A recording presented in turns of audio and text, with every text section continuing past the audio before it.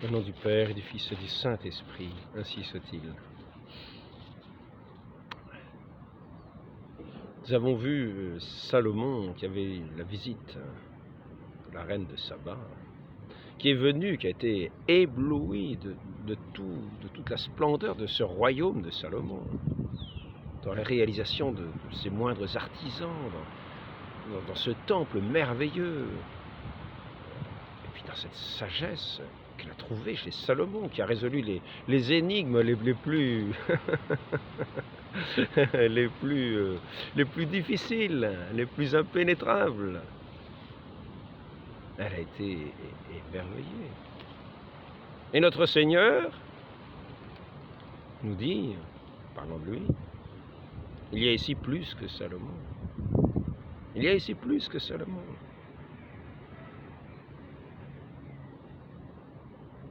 Il est la clé des cœurs, la clé des intelligences, la clé qui nous libère, qui nous ouvre ce royaume des cieux, cette porte du royaume des cieux qu'il est lui-même, lui qui est la sagesse éternelle, incarnée, le principe, au principe était le Verbe, au principe. Certains traduisent au commencement. Commencement, ça sous-entend le temps, mais c'est aussi au principe de toute chose. On parle des principes, c'est ce qui est capital.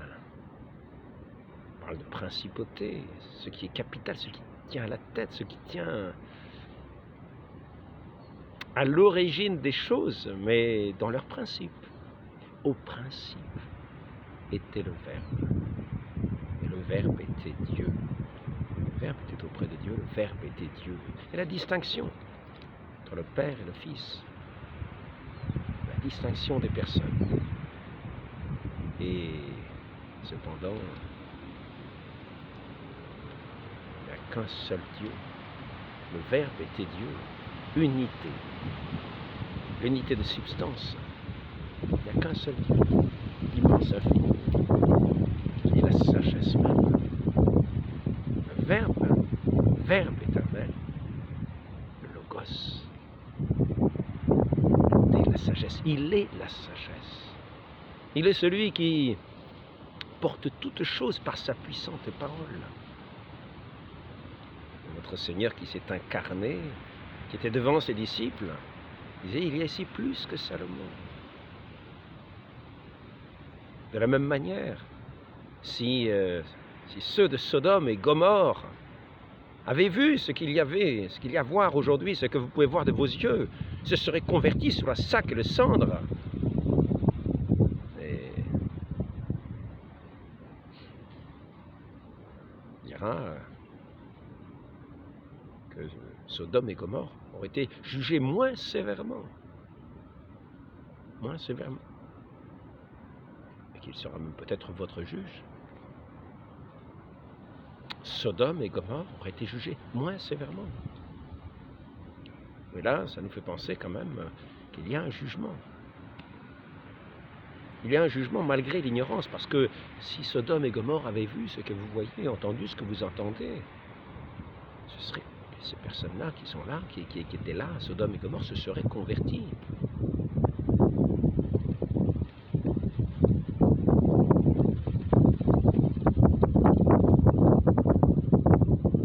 Ils seront jugés, mais moins sévèrement. Ils ont commis le péché, mais ils n'ont pas eu cette occasion de la repentance que vous avez, cette pleine lumière que vous avez sous les yeux, qui sera votre condamnation, quand on a la pleine lumière sous les yeux, et qu'on continue à agir comme dans l'ombre, on porte en soi sa condamnation. Maintenant, je voudrais, ce n'est pas à moi qu'il appartient de porter la condamnation, c'est notre Seigneur qui sera le juge, qui connaît toutes choses, qui exaltera les moindres pensées qui auront porté ce témoignage, cette connaissance de Dieu, de cet amour de Dieu. ses moindres pensées, jusqu'aux moindres pensées, elle sera exaltée. Ce qui est caché dans l'ombre sera aussi exalté, connu et brillera dans le ciel, et brillera à jamais dans le ciel au témoignage de tous. La moindre chose qui est faite, dans le secret, le Père le voit. Elle exaltera le jour du jugement. Ce sera exalté le jour du jugement, le Fils qui juge. Nous jugeons selon les apparences. Je voudrais néanmoins, par rapport à cette sagesse, demander, poser la question si, pour être chrétien, il s'agit d'être nécessairement sage.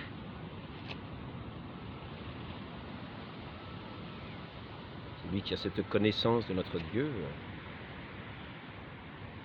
et qui agit en conséquence de cette connaissance, selon les paroles de notre Seigneur. Notre Seigneur nous dit qu'il est comme le sel de la terre, ce qui donne la saveur à la terre, c'est-à-dire c'est la sagesse. Maintenant, nous savons bien que chacun selon sa mesure. Il ne nous a pas demandé d'être des intelligences au sens où l'on entend habituellement, des grandes intelligences, des grands penseurs, des gens qui ont de grandes capacités intellectuelles. Et ce n'est pas ce qui est demandé dans l'Évangile. Maintenant, nous voyons des gens qui sont apparemment dépourvus de toute intelligence. Apparemment. Et je dis bien apparemment. Et cependant, si ces personnes-là sont capables d'entendre un petit peu quelque chose de la foi de Dieu, de la foi du Christ, de dire oui, d'y accorder cette foi qui est surnaturelle.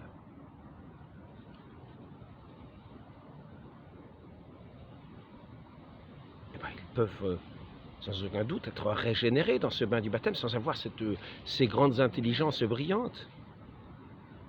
Et si quelqu'un n'a jamais montré d'opposition au baptême, l'enfant qui apparemment est sans intelligence, sans raison raisonnante, c'est à ses parents de porter la responsabilité. Quand on met un bébé à être baptisé, on n'attend pas de savoir s'il a compris quelque chose. On écoute la parole de notre Seigneur. Nul ne rentrera dans le royaume des cieux s'il n'a renaît de l'eau et de l'esprit. Et l'Église nous invite à baptiser les moindres enfants, parce que s'ils meurent sans ce baptême, ils n'entrent pas dans le royaume des cieux. Donc il ne s'agit pas d'être des grandes intelligences, comme on l'entend ici-bas. Maintenant, je voudrais aller un peu plus loin. Je voudrais dire qu'on peut avoir la présomption de l'intelligence. La présomption de l'intelligence. Et montrer en fait une grande bêtise. Et là, ce n'est pas la même chose. Il vaut mieux être comme ces enfants qui n'ont pas encore la raison, qui n'ont pas l'âge de raison, qui ne savent ni dire oui ni non, que leurs parents, les parents,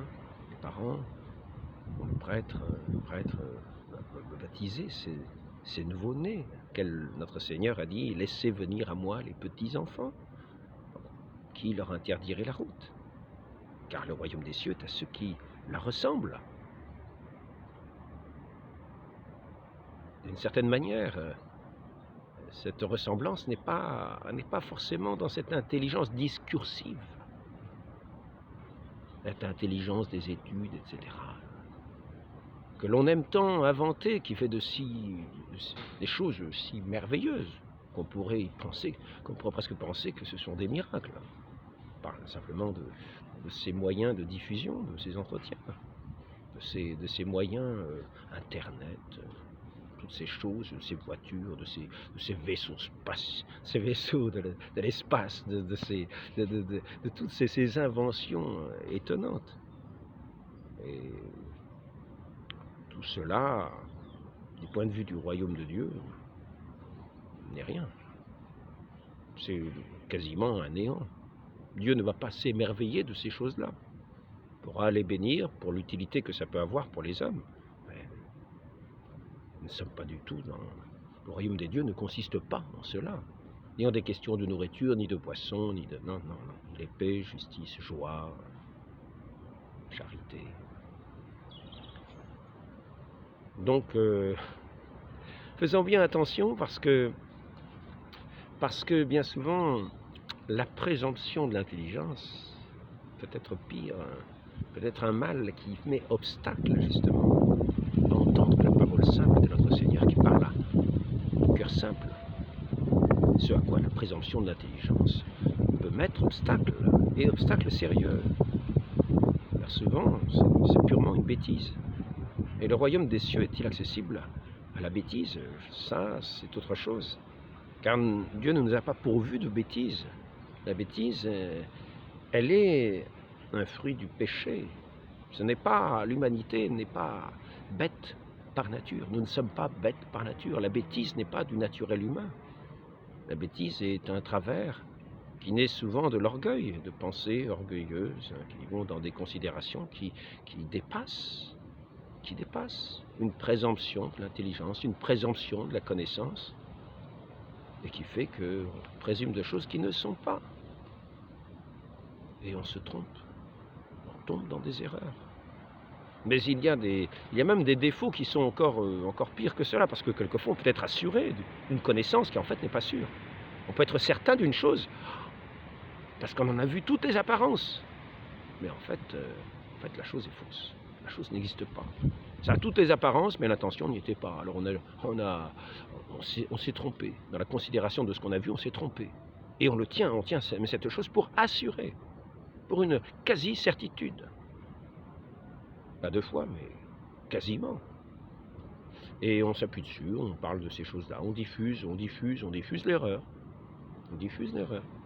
Et on met cette erreur devant nos yeux, ce qui fait obstacle à ce qui est de la foi véritable, de la réception de celui qui est la sagesse véritable, et qui ne se diffuse pas forcément dans des grands discours, qui diffuse sa lumière tels les rayons du soleil, dans les âmes, pour les éclairer dans la paix, dans le cœur. Mais la paix n'est pas une absence simplement de guerre. La paix, c'est un cœur qui aime et qui est dans la paix. C'est un cœur qui vit, qui est dans la paix, qui demeure dans la paix. Mais c'est un cœur qui vit, c'est pas un cœur mort. On pourrait dire la paix, c'est l'absence de guerre, c'est la mort. Mais non, non. La paix, ce n'est pas la mort. La mort, c'est la mort. Le royaume des morts, c'est pas le royaume de la paix. C'est la mort. Le royaume de la paix, c'est ce royaume de cette amitié divine. Cette amitié divine, de cet amour divin dans lequel on est établi et qui repose, dans lequel on repose, dans la paix, dans un doux bonheur, mais qui au ciel sera magnifié de tous ces feux, de toutes ces lumières, de toutes ces ardeurs, de tous ces chants de gloire. En attendant, nous raisonnons.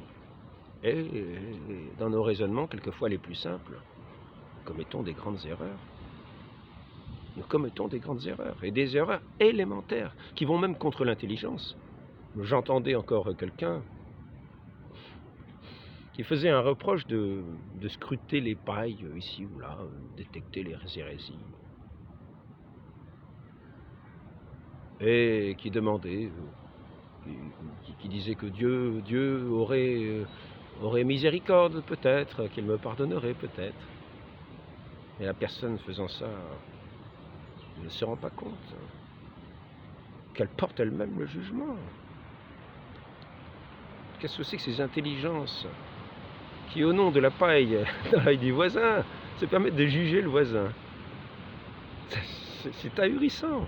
C'est ahurissant. Mieux vaut être né sourd, aveugle et ne pas avoir cette intelligence et être baptisé et mourir ainsi que d'entrer dans des faux raisonnements et de finalement jeter d'une certaine façon l'opprobre en disant Dieu vous pardonnera, Dieu vous pardonnera parce que rien, parce que tout simplement au nom de celui qui regarde la paille dans ce voisin, ils vont se mettre à juger le voisin. En interprétant d'ailleurs des propos. Donc Nous sommes loin de la sagesse de notre Seigneur. Mais cet esprit de sagesse semble s'être dissipé. Donc peut-on être chrétien en ayant malheureusement une telle présomption d'intelligence, une telle présomption de sagesse, une telle présomption de connaissance, une telle présomption de finalement faire un reproche à des personnes et tomber justement dans le reproche en faisant le reproche.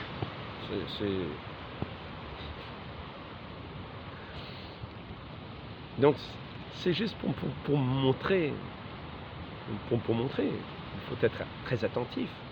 Il faut être très attentif, car finalement, nous parlons de sagesse, de certains esprits qui pensent être très intelligents, qui vont faire des voitures magnifiques, tout est parfait, ils vont faire des inventions internet, des fusées splendides, etc., toutes sortes de choses, des travaux dans la ferraille, dans toutes sortes de domaines, des mathématiques, tout ça c'est admirable. Tout ça, mais c'est admirable, je le dis, et je le dis en le pensant. Mais en faisant cela, avons-nous plus de sagesse que ce petit enfant qui est né, qui n'a pas la faculté mentale devant Dieu? Que sommes-nous quand nous faisons toutes ces choses-là? Quand nous raisonnons à faux, quand nous faisons des grands raisonnements, des grandes théories, par rapport devant cette immense sagesse de notre Dieu, sommes-nous plus intelligents que ce petit nouveau-né, qui va être baptisé, qui dans la pureté du cœur va recevoir cette grâce divine, qui va reposer en lui, qui fera que s'il meurt un instant, il sera bienheureux éternellement, dans la contemplation de l'éternelle sagesse, de l'éternelle beauté. Que sont tous ces raisonnements humains, toutes ces capacités humaines devant Dieu? Et on pourrait se dire que c'est un plombément, que c'est à peine un bégaiement de la sagesse. Mais faisons attention de bien bégayer. Les enfants qui bégayent, les enfants qui vont à bas,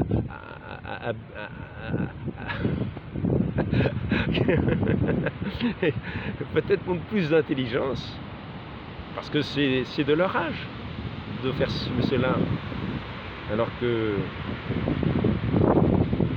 malheureusement, utiliser des raisonnements élémentaires à faux, ce n'est même pas savoir ce que font ces enfants qui font ça à leur âge, parce que c'est de leur âge de faire cela. Donc approchons-nous de la sagesse de notre Seigneur. Approchons-nous de sa sagesse, accueillons ses paroles dans la simplicité d'un cœur. Accueillons ces paroles simplement comme ce qu'elles sont. Accueillons-les fermement, puisque nous connaissons qu'il est cette unique sagesse, cette parole de vie, ce pain vivant. Il est la sagesse éternelle, qui résout toutes les énigmes. Ça, Salomon à côté était lui aussi un petit enfant. Et d'ailleurs, malheureusement, dans la fin de sa vie, la sagesse de Salomon est réputée, mais dans la fin de sa vie, malheureusement, il s'est laissé aller dans diverses idolâtries pour la multitude de ces femmes. Il y avait chacune leur religion diverse, et il faisait dresser des autels à toutes les idoles de ces femmes. C'est d'une certaine manière égaré. C'est égaré. Même celui qui a cette sagesse ici-bas, fasse attention à ne pas chuter. Donc notre Seigneur, lui, n'a pas chuté. Ayons ce cœur saint des enfants qui entendent cette parole véritable, qui considèrent toutes ces actions dont les apôtres ont témoigné, que notre Seigneur a faites, ces actions merveilleuses de Dieu, toutes ces guérisons merveilleuses, tous ces miracles, toutes ces attentions aux plus petits que notre Seigneur portait au monde.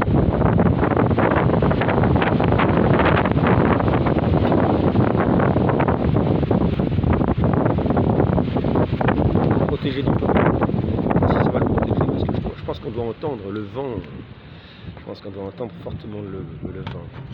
Donc, notre Seigneur a fondé une église sur sa parole. Non pas au-dessus de sa parole. Non. L'église est fondée sur sa parole. Et il l'a fondée aussi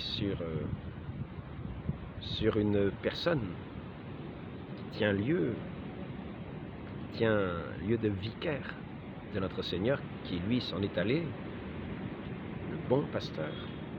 Et le pasteur des brebis, c'est quelqu'un qui l'a établi dans sa sagesse. Un homme parmi les hommes, faillible dans quantité de manières, en tant qu'homme. Mais il y a on pourrait dire, à qui il est promis, dans certains domaines particuliers, de ne pas chuter en exprimant ce qui tient lieu, en exprimant ce qui est du domaine de la foi, des mœurs, parce qu'il parle au nom de ce siège que notre Seigneur a établi, de ce fondement, de ce roc. Saint Pierre l'a transmis à ses successeurs, puisque c'est jusqu'à la fin du monde, qu'il a établi son Église de cette manière-là, avec ce chef, ce pasteur, sur ce siège de Pierre. Et celui qui parle au nom du siège de Pierre, dans ces conditions précises. Jean parlait aussi de multiples fois que l'Église enseigne à connaître. Eh bien, lorsqu'il parle de cette manière-là, il est promis qu'il ne nous trompera pas, qu'il ne trompera pas les brebis de notre Seigneur, qu'il ne trompera pas son Église, qu'il parlera de la parole même du Christ comme son vicaire, Ainsi, dans sa sagesse, notre Seigneur, parmi tous ces miracles, a établi son Église comme fondement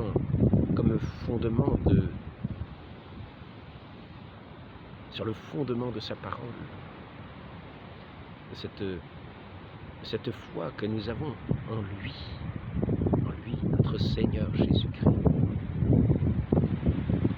Ainsi, si nous avons véritablement foi en lui, admirons ses œuvres, toutes ses œuvres, cette Église qu'il a fondée.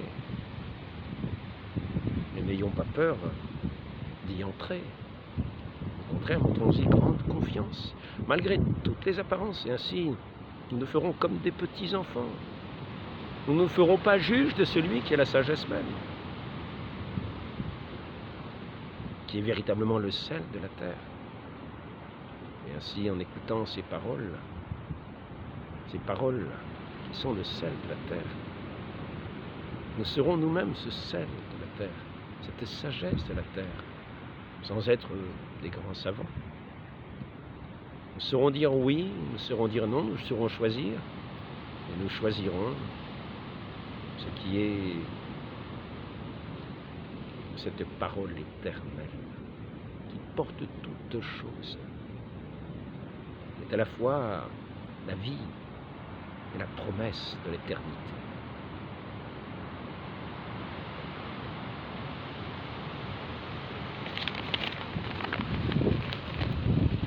Notre Seigneur, dans sa sagesse, a voulu demeurer dans ses églises. Il a établi dans le silence des églises son saint sacrement, où il se rend présent, non pas dans des paroles à n'en plus finir, non, dans le silence, sa présence, les espèces du pain. L'Église garde précieusement dans ce qu'on appelle le tabernacle. comme dans une tente, comme dans les tentes de la rencontre. Moïse allait rencontrer son Dieu. Son Dieu se rendait présent. Et le visage de Moïse, dans ces rencontres, était rayonnant. Nous-mêmes, il nous est donné, dans quasi toutes les églises du monde, d'aller adorer notre Dieu qui se rend présent dans sa sagesse immense, dans ce silence, si méprisable aux yeux du monde, dans ce silence de l'innocence, cette présence de notre Dieu qui est là, sur les autels des églises, dans ce tabernacle, éclairé par cette petite lumière rouge qui montre sa présence. Il est là, notre Dieu est là, présent. Et c'est ainsi qu'il a établi son Église et qu'il a établi ses sacrements. Et qu'il a voulu que dans son Église, on fasse reposer son divin corps eucharistique sur les autels, afin d'être toujours présent à son peuple et que nous puissions venir auprès de lui dans le silence d'un cœur à cœur, où il nous communique cette sagesse silencieuse qui réjouit, qui comble nos cœurs, de l'amour véritable. Nous pouvons rendre grâce à Dieu, ce Dieu qui s'est rendu présent, grâce à Dieu le Père, et ce Père qui nous a donné son Fils, qui se rend présent comme gage de notre salut, lui qui a donné sa vie pour nous. Dans cette présence, il se donne toujours à montrer comme celui qui s'est donné à nous, et qui est toujours présent, comme un don de Dieu, comme ce cadeau de Dieu, ce don de Dieu fait aux hommes, sa vie donnée pour nous. Et là, nous avons là tous les discours de la sagesse, toutes les solutions, toutes les solutions à toutes les énigmes. Nous avons là le langage du pur amour, qui dépasse tous les mots et toutes les intelligences ici-bas. Un petit enfant, dans sa petitesse, peut accueillir dans son silence de ce Dieu qui vient s'établir dans sa grâce, ce petit cœur naissant, qui est promis de si belles choses, à de si hautes contemplations dans l'éternité. Ne méprisons pas la vraie sagesse et ne faisons pas de notre intelligence un sentier encombré